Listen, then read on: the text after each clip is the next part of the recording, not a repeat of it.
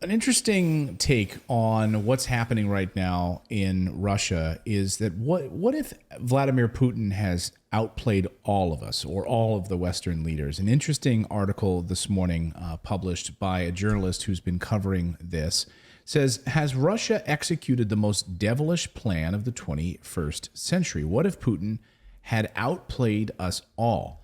Now, what he's specifically referring to is monetary policy. And I think this is a really fascinating story. On Wednesday, Putin basically said, from now on, anyone who wants to buy gas from us, these unfriendly countries, you're going to have to pay us in rubles, including the United States and the EU. Well, we're not done buying gas from them anytime soon. It's going to be years, right? And wait, so sanctions don't cover that? No, there's no way to cover that. I mean, how are you going to do that? Like, if you want what he's got, he's telling you, I'm not taking your US dollars anymore. I'm not taking your euro anymore. You want my gas, you want my oil, you're going to pay me in rubles. I'm going to get a lot of good for him. Stock up on rubles. Stock up on rubles then. I mean, that's the point of this, right? Well, what's interesting is that when you put this in the context of the Cold War that the United States has been in against China, right? So the United States is currently the default currency of exchange in other countries, not just buying and selling goods inside the United States. So if two countries who use different currencies want to buy and sell something, they trade on the dollar, making the United States the default currency of the world. China has been waiting maybe patiently or not patiently, to take over that global position because the United States is not growing commensurately with global trade. The world business, to dumb it down a little bit, is bigger than the United States can support. There is not enough dollars, no matter how much the United States issues, there's not enough dollars to support global trade in dollars.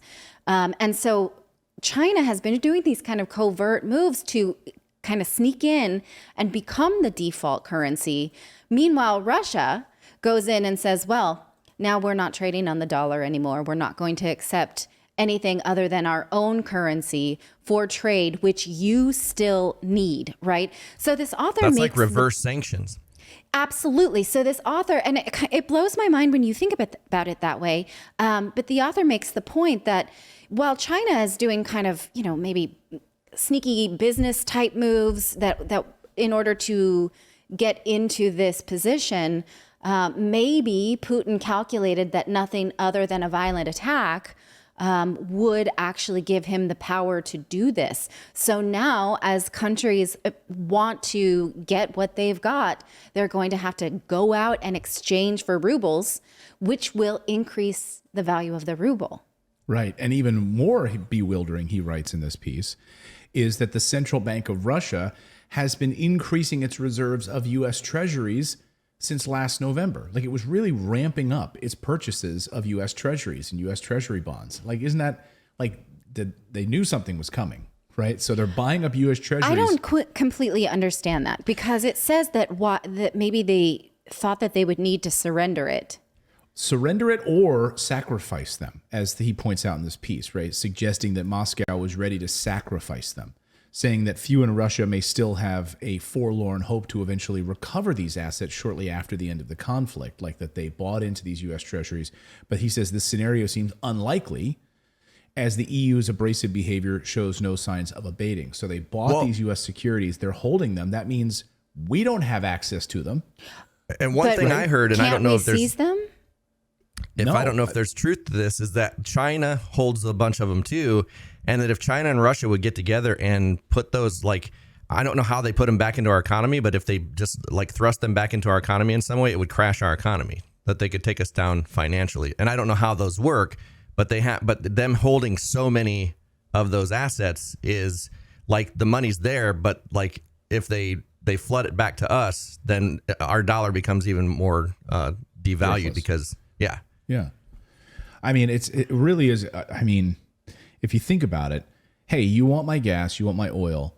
We've wanted to move off of the US dollar as the reserve currency of the world. Like, why are we in Russia using the US dollar as our reserve currency? Why are we in China using the dollar as our reserve currency? Why are we in India using the reserve currency of the US dollar? Like, we have the rupee. we have the Chinese yuan, we have the Russian ruble. Like, why are we using the US dollar? Like, we're reliant on them. So this could have been really, as he points out, the ultimate gameplay here. Yes. You know, we're all sort of, Western countries are sort of like left holding the bag here on basically worthless US dollars, $30 trillion in debt. Well, think of how many European countries now hold on to the US dollar in order to buy into Russian gas. And now they'll have to dump those dollars, convert them to ruble. Sorry. Rupees is India, yeah.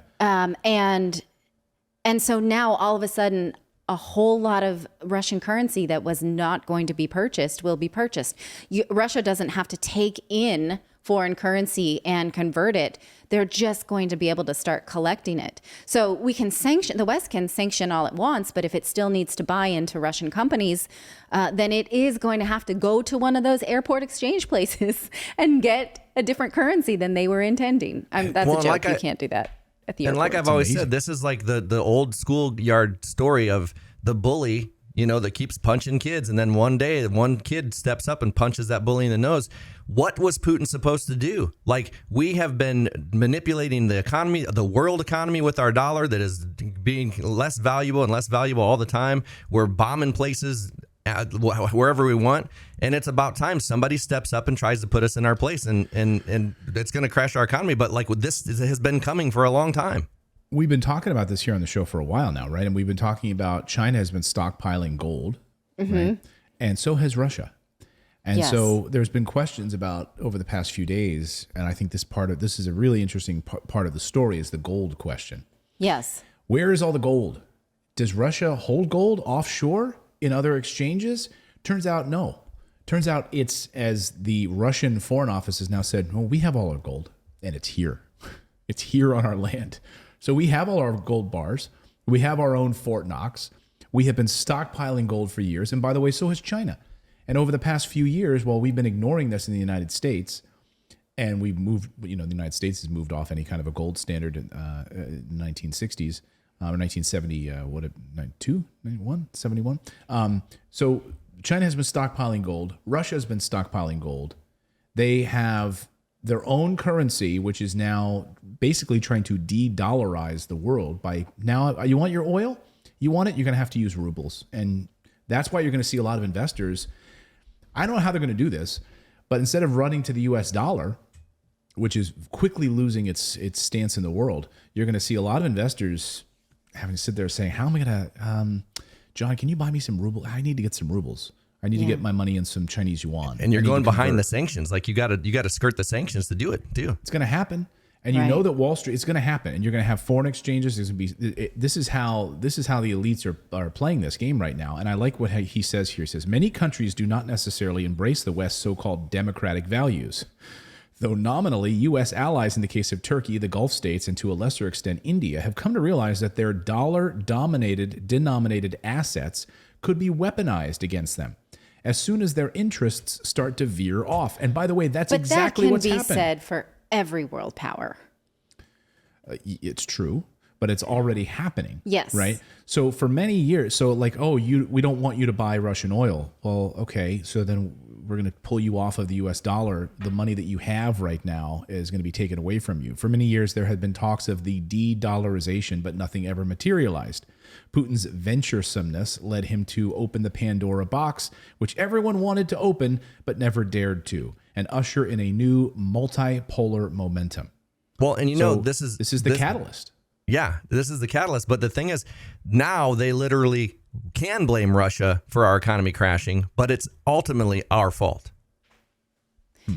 Well, for what we've done all over the world economically, and when if you don't think do of what we rogue say, we're economics and global politics, the fault is to be had. There's blame to be shared. I don't think that it's. I mean, the United.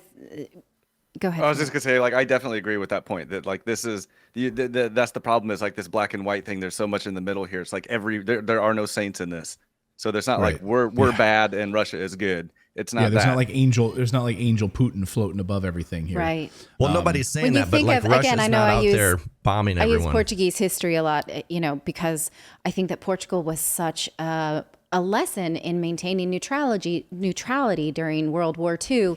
And when Salazar decided that they would sell weapons materials, not actual weapons, but the materials that make weapons, to both the Allies and the Nazi forces, he decided he had to do both, or else his country would be pulled into a war that he thought was his main reason for existing, was to keep the Portuguese people out of that war.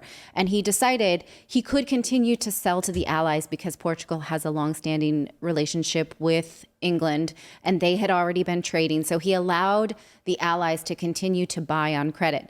But the Germans, he did not. He said, well, we don't have an existing relationship to you, but we have to sell to both sides, but you will have to pay in cash. And they did. They paid in gold. They paid in, actual physical dollars.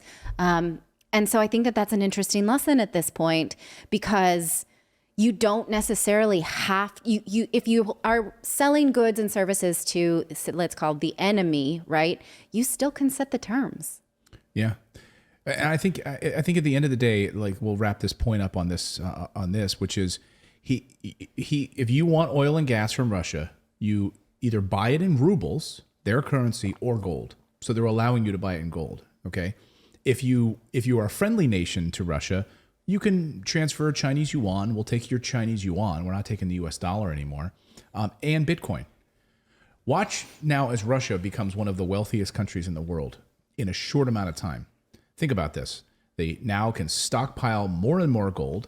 They can accept just out of curiosity, their own quick. government currency and Bitcoin, right? And they don't have to then rely on a falling US dollar for their economy. Go ahead, sorry. I was just gonna say, when you say they can take gold, that's obvious. Like, does that mean the dinar and the South African whatever their coin is, like that kind of coin, any gold actual coin, or are you talking bullion? Like, yeah. So he points out here, so the head of the State Duma Budget Committee says this, right? Russia can sell energy resources to unfriendly countries for its national currency, Russian rubles, and gold, while for friendly countries, transfer payments for their national currencies, yuan, liar, and dinar, and Bitcoin. Lira. I Right. said liar. So he'll be collecting, right, non-controversial currency and then being paid in his preferred currency. So, we're not really stripping Vladimir Putin of all the power that we think we are, despite what the media would tell us. Right. So what if Putin had outplayed all of us? Let us know your thoughts on that in the chat below. If you like this content, be sure to subscribe to the channel. Also, we have a membership program. For the price of a cup of coffee once a month, you can support independent journalism just by going to morninginvest.com/join. You get access to exclusive videos, plus the ability to join and chat with us live. We really appreciate your subscription, and you are supporting independent journalism.